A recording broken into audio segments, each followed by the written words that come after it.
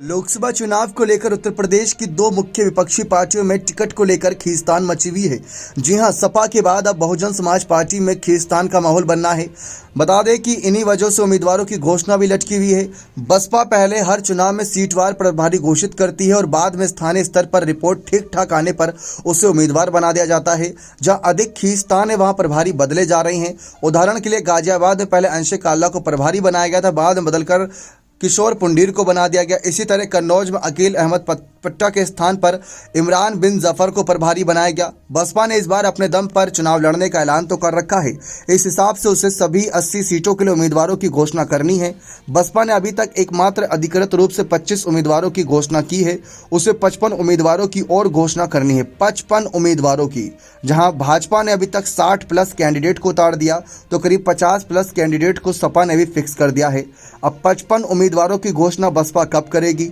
बसपा ने अधिकतर सीटों के लिए लोकसभा प्रभारी घोषित कर रखे हैं, लेकिन सूत्रों का कहना है कि स्थानीय स्तर पर कुछ को भारी विरोध चल रहा है।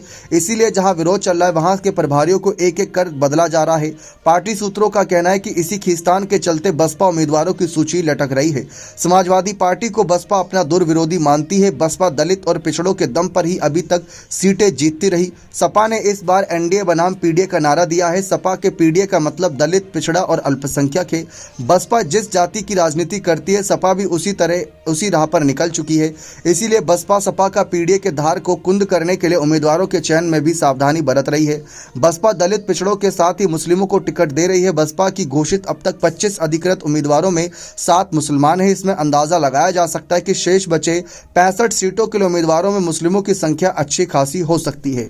यह भी बताया जा रहा है कि पूर्वांचल और प्रयागराज मंडल की कुछ सीटों पर पेच फंसा हुआ है। इन मंडलों के प्रभारियों ने कुछ नेताओं को बसपा सुप्रीमो से मिलवाया जरूर है, लेकिन अभी बात पूरी तरह से बन नहीं पाई। बताया जा रहा है कि दूसरी पार्टियों के कुछ नेताओं पर भी नजर है। ये वही नेता हैं जो कई बसपा में हुआ करते थे, लेकिन या तो निकाल दिए गए या फिर स्वयं पाला बदलकर दूसरी पार्टियों में शामिल हो गए।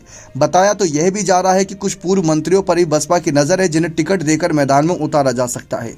लेकिन 55 सीट पर प्रत्याशी का नाम का ऐलान कब होगा, कब वह अपने चुनाव को लेकर माहौल बनाएंगे और कब वह बाकी विपक्षी पार्टियों घेरेंगे, क्योंकि तारीखों का ऐलान हो चुका है।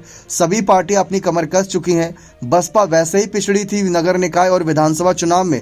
उसके बाद ये देरी कहीं ना कहीं उनके लिए मुसीबत बन सकती है। अब देखते हैं कि इन 55 सीटों को लेकर बसपा कब स्थिति स्पष्ट करती है। बने रहे चैनल के साथ। बहुत बहुत धन्यवाद।